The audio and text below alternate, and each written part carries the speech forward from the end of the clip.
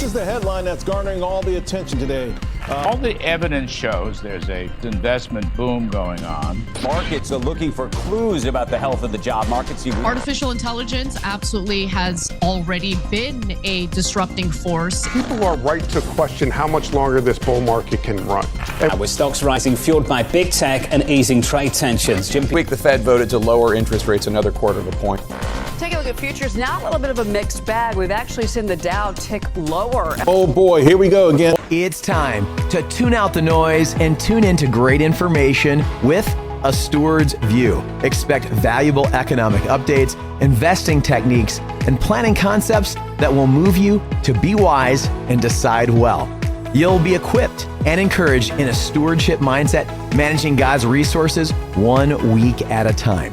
You can listen to this podcast and previous episodes at astewardsview.com. Welcome back. I'm Aaron Kolkman. That's Lucian Gindorf. Here's Paul Larson, and this is A Steward's View. So good to be back with you. You can check out this week's economic and market roundup today at astewardsview.com/blog. That's astewardsview.com/blog. Today on A Steward's View, we'll continue our series called The Art and Science of Giving. We'll talk about the heart of giving and some of the structure for it. We'll talk about what giving is and what it isn't. We'll talk about the value of optimizing the financial outcomes for both donors and beneficiaries. And as usual, we just really want to integrate knowledge, that is economic, investment, and planning points, and then look to add the wisdom needed for excellent stewardship. Our goal is to elevate and enhance, that is to level up your decisions with or without other professionals involved. So before we get going, let's take a minute. Let's examine our work in the context of God's word about stewardship. In Luke 19, we hear the story of Zacchaeus. This is verses 1 through 10. And he entered Jericho and was passing through. And behold, there was a man named Zacchaeus. He, by the way, is Jesus. Zacchaeus was a chief tax collector and was rich. And he was seeking to see who Jesus was. But on account of the crowd, he could not, because he was small in stature. So he ran on ahead and climbed up into a sycamore tree to see him. And he was about to pass that way. And when Jesus came to that place, he looked up and said to him, Zacchaeus, hurry and come down, for I must stay at your house today. So he hurried and came down and received him joyfully. And when they saw it, they all grumbled, he has gone in to be the guest of a man who is a sinner. And Zacchaeus stood and said to the Lord, Behold, Lord, the half of my goods I give to the poor, and if I have defrauded anyone of anything, I restore it fourfold. And Jesus said to him, Today salvation has come to this house, since he is also a son of Abraham. For the Son of Man came to seek and to save the lost.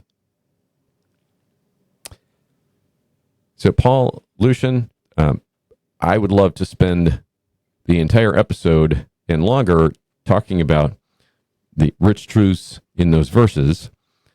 For now, it's clear to me that Zacchaeus was someone who, in awe of the presence of the Lord,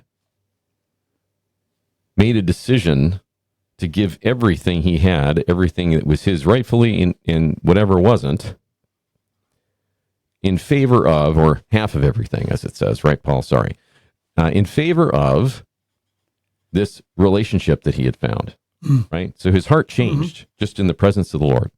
Like, there wasn't, to your point earlier, Paul, in a conversation we had, it wasn't even that Jesus asked him to do this. He just did. So I'm using the word awe there, right? The fear is another word biblically for this awesomeness, to be in awe of who God is. But these verses, they fit with the major idea associated with a steward's view. That is that we're stewards or managers, not the ultimate owner of our financial picture, not the masters of our own destiny, as is commonly thought. Our financial resources, then, our money, is ours for a short time, and our decisions can flow from that owner-manager perspective. So, with this wisdom in mind, let's take a look at our core content for today. So, Paul, it's been a couple of weeks, and we started off, I think it's actually been a couple months. We were in April talking about the art and science of giving, And towards the end of that episode, part one, I sort of dumbly called it, we don't, probably spend enough time on a comment you made, and that is that giving is an act of worship. Okay, so if you're willing, I'd like to talk with that comment in mind about what giving is and probably what giving isn't. Oh, okay. So Sounds good. Please, carte blanche in all of those topics if you're willing. Well, many of us have probably heard that comment by a pastor or somebody saying that giving is an act of worship, where we collect a collection as part of our worship. But what does that really mean? In what way is giving really an act of worship? Well, number one, it declares that God is more valuable than money, right? Matthew 6:21, whether your treasure is, there your heart will be also. So money is one of those things that competes with God for our affection. When we gladly give away what the world treasures or what the world proclaims will meet our needs and make us happy, we proclaim that God is worth more than a world's definition of financial security or comfort or possessions. Secondly, giving is an expression of delight. It is not to be an expression of duty. Okay? That's kind of a tough one, because I think we're all fundamentally Pharisees, aren't we? We all want to kind of measure up. But this is about delight. In 2 Corinthians, Paul says that each one must give as he has decided in his heart, not reluctantly or under compulsion, for God loves a cheerful giver. We've heard that. We've heard that before. But Paul is actually describing how Christians give. Okay? The giver actually delights in God more than in keeping the money. And it goes for more than money. We give time. We give encouragement. We give of our skills. Are you giving out of duty, or are you giving cheerfully? Okay. Number three, giving demonstrates God's trust in God's promises. He has promised to meet our needs and give us joy forever. And so when believers give and give generously, they're saying, God will provide, God will care for me, and my future is secure in him because he promised that. It's not an empty hope. It's not I hope this works out, right? Hebrews, the writer of Hebrews says in Hebrews 13, keep your life free from the love of money and be content with what you have. For he has said, I will never leave you or forsake you. Look at that. Look at that advice. Keep your life free from the love of money. Giving breaks the power of idolatry. Just as money competes with God for our affection, Jesus had to address this in Matthew 6:24. You can't serve both God and money. It's interesting here that Jesus used a language of service. See, money seeks worship, and so does God. You can't serve both. And when we talk about serving money, we don't mean we're somehow meeting money's needs. When we serve money, it means we want to get more money because we want to trust in money's promises. Okay? Giving also reflects God's generosity. I mean, think of the gospel itself, the supreme act of generosity to those in rebellion to him. So to be imitators of God's generosity, very worshipful. It's a very worshiping orientation. And like Zacchaeus, giving becomes a visible confession of an invisible faith. People had to see that and say, what happened? This is not the Zacchaeus we know. Clearly. And giving magnifies God's sufficiency. He's made all these promises. Are we going to believe him or not? So these are all ways in which giving is worship. It's not about just simple obedience, simple stewardship. It's not about trying to meet the budget of the church. Okay, it's about what it testifies about where our treasure is. Now, you mentioned what giving is not. And we can go through there and say the opposite of those things, but there's things we have to fight when it comes to giving, I believe. Giving is not paying God back. That debtor mentality, giving him some back, none of it's ours. Mm-hmm. Randy Alcorn's big on this. It's like, don't think you're giving something that's yours. And if you think you can pay back God, but everything you have is his, how can you pay somebody back with what's already there? You'll never pay that debt. So that debtor mentality, very challenging. It's not about obedience without joy. It's not about a fixed percentage. Some people talk about the importance of the tithe. Well, that was very important in the Old Testament. They want to carry that through to the New Testament, to the New Covenant, to the kingdom world.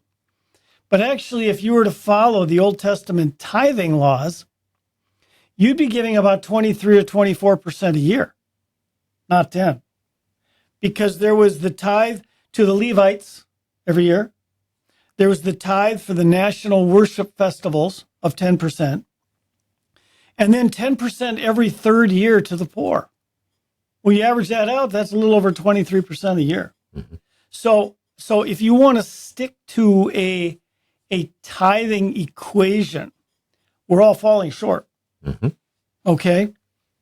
So it's not a fixed percentage. It's not buying blessings, which is what some of our friends in the prosperity theology would preach, that you're somehow paying it forward and going to get it all back. It's not, you don't give to get rich. Mm-hmm. That is awful. And sometimes we feel like making deals with God. We need to fight that. Giving is also not optional for disciples. We might say there's not a certain percentage, but we can't say it's optional. Mm-hmm. Okay?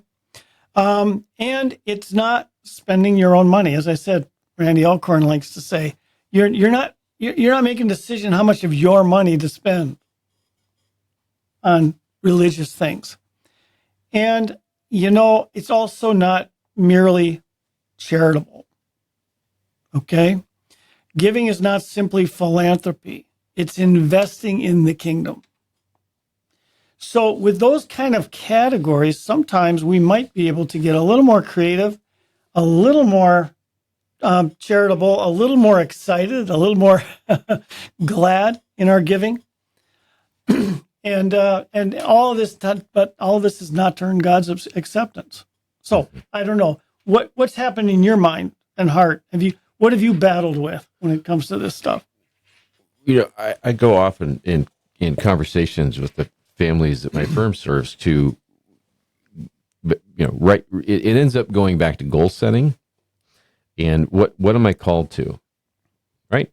And that's a big first and ongoing conversation. First at the beginning, and ongoing throughout a long-term planning process. All right. So the question of what am I called to, in terms of the goals themselves that I'm setting, and the numbers applied to those goals, are the keys to the conversations that I'm privileged to have. The giving component of that varies widely in how it looks, just as each of the people is varying widely in how they look. So there's not as you mentioned, there's not a formula. There's not a percentage. There's definitely not an obligation, but there is a lot of misunderstanding. And the misunderstanding, I think, comes from, you mentioned us being Pharisees, all of us fundamentally, our desire to quantify what we're doing. Well, I gave this 5 or 10 or 15% to God, therefore everything else is mine. Right? It's easy to quantify that and rest in the wrong thing, right? Including for me, right? So I would just say the misunderstanding is there. when we get into goal setting kind of on a repeat basis, and I'm reminded, okay, well, here were the goals originally, right? This is what you set out to do. Maybe the family mission statement or something along those lines. The legacy letter even, right? Beginning with the end in mind. Okay. That tends to really be beneficial. And frankly, it's one of the reasons I think that the majority of kind of multi-generational type planners are few and far between and incredibly valuable.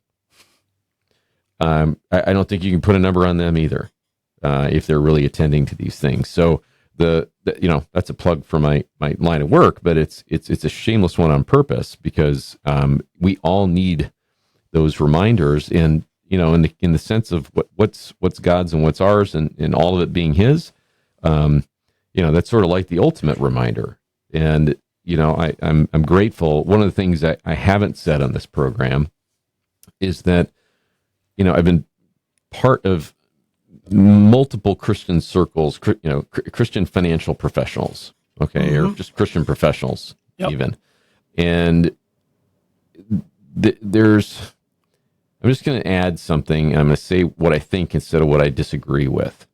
What I know is that the God of the Bible doesn't need any help integrating our faith that's been granted to us and our financial resources. They're already integrated, right? They're integrated in the Word, integrated in His character, they're integrated in everything about our lives. So this is a piece, we pull this out in my offices anyway. We're pulling it out to make sure that good stewardship is going on. But then it just becomes, okay, well, how's life? Like, how are you, what are you experiencing? How, what are the, the trials maybe, or the ups and downs along the way. So, it's kind of funny because, I went to school for a really long time just to get to a point where we could address well the financial things, because there is complexity, there is a need for expertise, right? And I would argue even advanced planning in many cases, some of which we'll talk about today. But then to just say, okay, well, let's just set that aside. Really?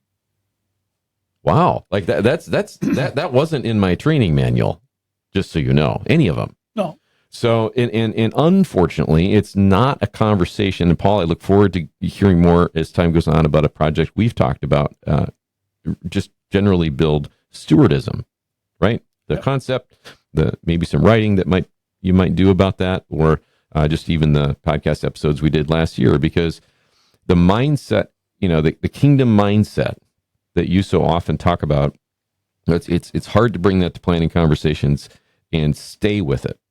It's hard to bring that and not get caught up in the numbers, and I'm starting with me because of all the financial background. It's like, well, but that's really what we need to do.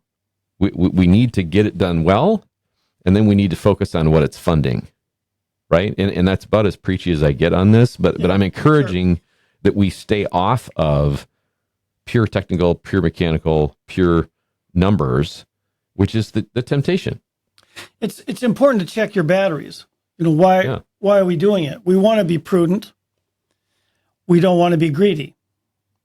One of the things, I think I've shared this with you too, in 25 years of being in the capital markets, one of my most obvious observations was people are driven by fear and greed. Mm-hmm. None of that is biblically advised. Okay. And if we can sand off those edges and move to more like a prudence and patience rather than fear and greed, think how much further we get. You're going to talk some about being strategic in our giving in ways that ease our tax burden. At the same time, we know that Jesus was tested on this.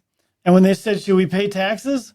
He looked at a coin and said, whose face is on here? Well, it was Caesar's. Well, give to Caesar what's Caesar's. So are we going to try to be prudent in our planning because we hate Caesar and because we want to rob him and we don't want him to take what we've earned? Or are we going to be prudent because it's just good to be prudent and not be silly? it's good to be intentional and not accidental. Okay, that's a grown-up. That's being a grown-up. But if you're fanning the flame of greed and envy in order to find one more dollar we can keep from the government, that's not a very good. There's not a very good return for our soul or our portfolio in that. You talk about intentionality. There was someone in the office recently that I really appreciate the person, but the comment was, do you have a plan by default or do you have a plan by design? Right. And in my own now nearly 3 decades of this line of work, I've not ever heard that. And I really, I've heard more extreme statements along those lines, but it was helpful, I think, in this case. It's either accidental or intentional. Yep. So exactly. So that's where we can work. So let's talk a little bit about what intentional, the science side, right? The technical side of how this can work. If you're more than just charitably inclined, if your heart attitude, as we're getting at here, is along the lines of, hey, I'm stewarding what's here. The question of what do I need? What do I actually need? Right? How much is enough is another version of that. And what might my kids and grandkids need? And then really, okay, what's extra? Right? And I spend a lot of time in estate planning just trying to figure that question out, because the extra becomes the sort of the excess fruit that's available to be spread around, right? And maybe I'm not wording that perfectly, but when we get into those parts of a plan, we start to figure out, okay, well, I'm open-handed with my assets, right? With my financial picture, and I'm more than charitably inclined. I have this excess in my life. How can I proceed? Well, there are a couple of things. When we talked in April in the first part of this series, we touched on donor advised funds, and donor advised funds, just in quick cap, are a super flexible, master charitable fund that a donor or family sets up that can be given from over time to sub-charities or beneficial charities. Okay, and they can succeed the first generation of donors and go on with kids and grandkids. They're a really neat, relatively low-cost tool for managing both the giving process and with flexibility, the income and estate tax components, both. Okay. So I'll start off by saying that charitable trusts they're more of a classic tool, but they're a less flexible tool, but they absolutely still have a place. So I want to just mention quickly what they are, and then I'll share an example of how I think they could be used. One of them, at least, the charitable remainder trust, how they could be used by any of our listeners or the professionals that they're working with. So a charitable lead trust and a charitable remainder trust, CLT or CRT, these are irrevocable split interest trusts that, by irrevocable, we mean they can't be changed, right? With few exceptions. And the split interest piece just means that some of the benefit is going to the family and some of the benefit is going to charity, right? Which charities? Charities that are set in, clarified, written down, given to, in the trust, and they are named beneficiaries of the trust, as opposed to the donor advised fund that just said, well, we're going to have a charitable fund. We don't know who all the beneficiaries are right away, but we'll figure that out as we go along. Okay, maybe we have an idea, but we're not calling it out up front. So here we're calling out up front the family members and the charitable entities that are going to receive benefit from a charitable trust, a lead trust or a remainder trust. All right. So the CLT, charitable lead trust, pays the charity first and passes the remainder to heirs.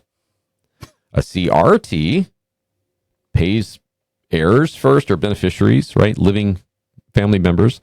And then at the end passes the remainder to charity. So that's the major difference between the two. The goal, tax efficient wealth transfer is absolutely the goal, especially when it comes to the charitable lead trust. there are multiple income and estate tax benefits associated with both of these. And what I don't want to do is go into, the nuts and bolts of what benefits apply where, because then I'd just be, probably losing half of those who are listening. So the example I want to give you goes with the charitable remainder trust. Let me see if I can find that here.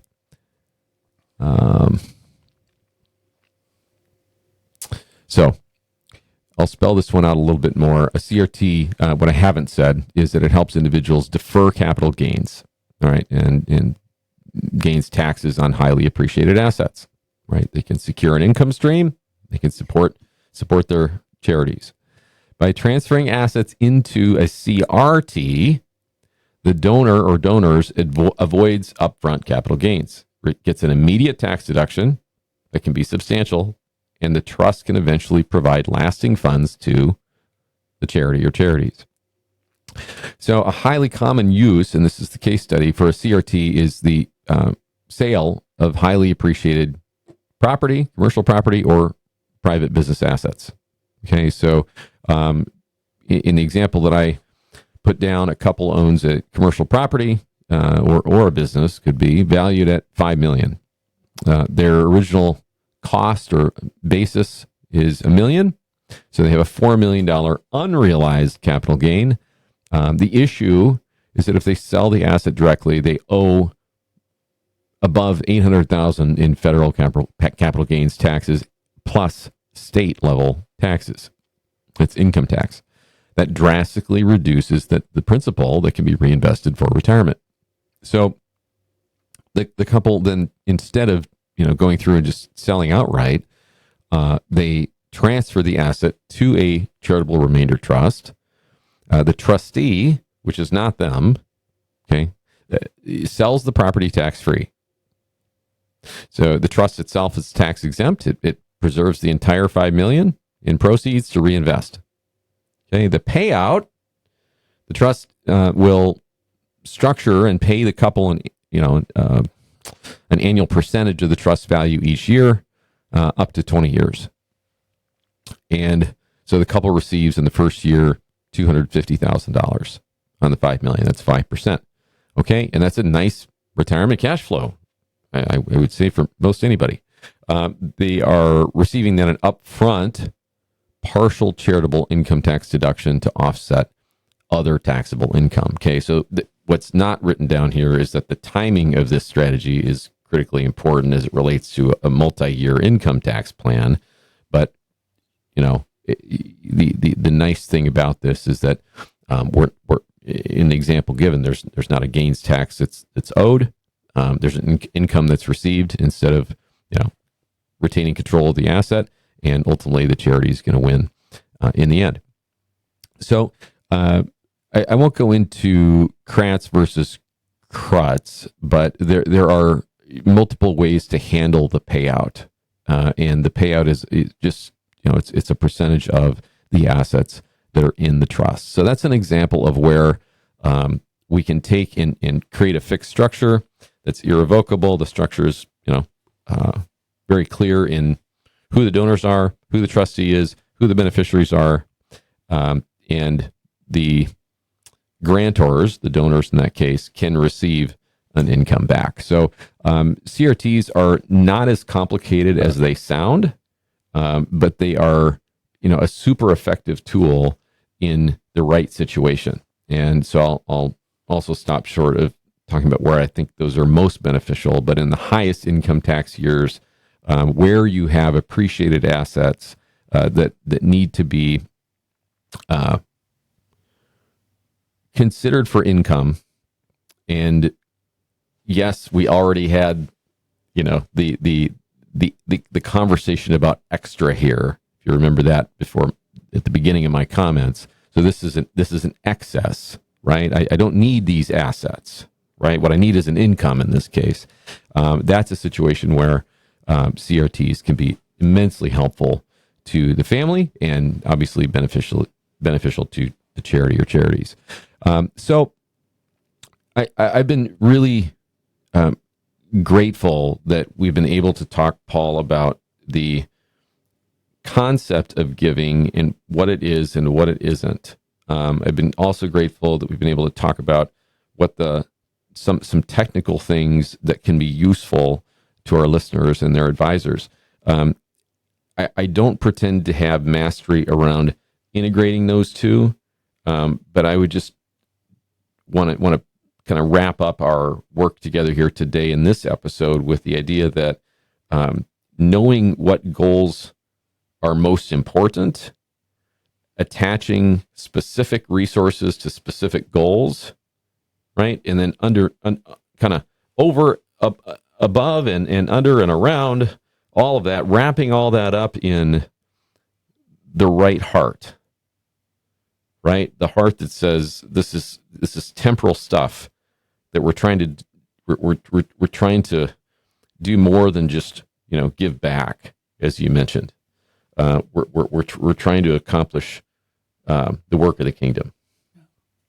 Yeah. So, I don't have the mastery and the perfect language to take what you've said and what I've said, but I'm confident that the Holy Spirit can do His work, and we can take these kind of art and science pieces and have them land in the way that they're supposed to. Yeah, I think from the steward standpoint or stewardism standpoint, it still goes back to prudence and being intentional. And not all of our plans, they're up to the Lord, really. But when these tools are there, these tools were created for a reason. And just like we don't use a hammer to screw in a screw, they were created and they are very useful tools. But let's be careful about using them in some way that feeds our envy or feeds our greed, right? I mean, there's a very important part of a trust, and that is it can render those assets out of the reach of litigators. Yep. Okay. You don't know who's out there looking to take that away from you. Mm-hmm. And once those assets are in a trust, that becomes a big hindrance. We don't want to be foolish enough to leave a big carrot out there for those with dubious ideas to go after, right? So these tools are very, very important. You got to get good advice about when and how to use them. But yes, use them. Use them. Yeah, and I don't offer a lot of time on this program for some of the concepts that we talk about. But I will mention that if you're trying to wrap your own heart and mind around what is enough, what is the actual extra in my and my kids and my grandkids' picture, right? As best I can understand it, and then to figure out how to handle the excess, maybe even something we didn't say, the uncomfortable thing of more than the excess, okay? Because, boy, as soon as you pray about this stuff, what's extra can suddenly change. But my comment is that if you need some time around these conversations, please don't hesitate to ask, particularly in the summer months. I know Paul is probably busier than me right now with his obligations, but either of us would be glad to engage and to talk about these conversations. So if that's important, you could visit our sponsor firm at fidereadvice.com, FIDERE advice.com.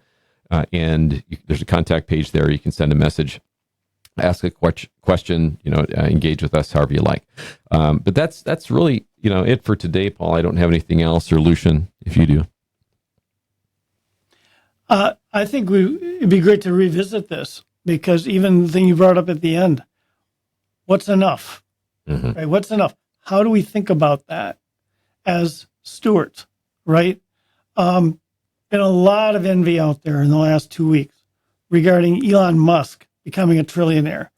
Well, he's not sitting in a vault full of gold sovereign coins swimming around. That money is deployed as capital that's creating jobs and moving the world forward.